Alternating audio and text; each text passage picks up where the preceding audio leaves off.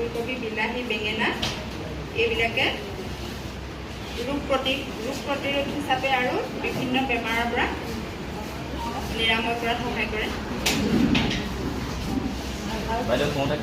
আপোনালোকে হেৰি কৰিব দেই, আনিছে যে এইখিনি ইয়াতে দি যাব, আজিখিনিও দি যাব আজি।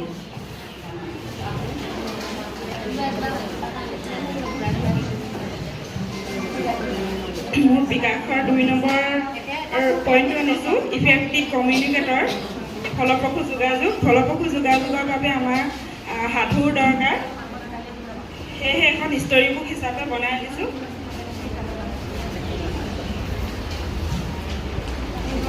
সিংহ আৰু নিগনি। এইটো সিংহ এদিন দুপৰীয়া পকৰদত জিৰাইছেহি সিংহ ৰজা গছৰ তলত। ৰিপ ৰিপ মলয়া বতাহজাকে পশুৰাজ সিংহৰ টোপনি আনে। টোপনিত লাট কাট সিংহ ৰজা ওলাই আহিল নিগনি কৰবাৰ পৰা। সিংহৰ পিঠিত নিগনি নাচি বাগি ভাঙি দিলে সিংহৰ কেঁচা টোপনি।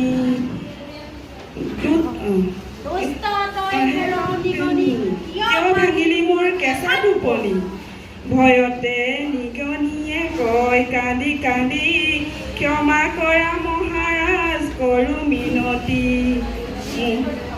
মোৰ দৰে নগণ্যৰ দুখ নধৰিব, বিপদৰ সময়ত সহায় পাব। অটহাস্য কৰি সিংহৰাজে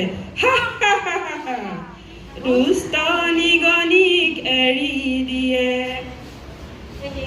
সিংহৰ পিঠিত উঠিছিলে যে নিগনিটো, তাক ই দুখ নধৰিব বুলি ক্ষমা খোজাত তাক এৰি দিলে। পিছত বহুদিনৰ পিছত নদী পাৰত বন্দী হ'ল পশুৰাজ জালৰ মাজত। এয়া সিংহৰাজ জালৰ মাজত, নদীৰ পাৰত জালৰ মাজত এদিন বন্দী হৈছে। ভয়ত সিংহই কান্দিছে। ভয়ত সিংহই কান্দে হাও হাও কৰি, হাও হাও হাও। কান্দোন শুনি নিগনি আহে দৌৰ মাৰি। লাহে লাহে নিগনিয়ে কুটে জালখন, মুকলি হ'ল সিংহৰ আনন্দিত মন।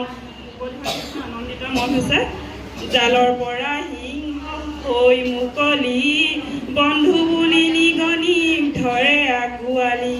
এয়া বন্ধু বুলি নিগনিক আঁকোৱালি ধৰিছে। সৰুৱেও ডাঙৰক কৰে সহায়, কোনো কালে জীৱ হত্যা নকৰিবা ভাই, কোনো কালে জিতা নকৰিবা ভাই। ধন্যবাদ।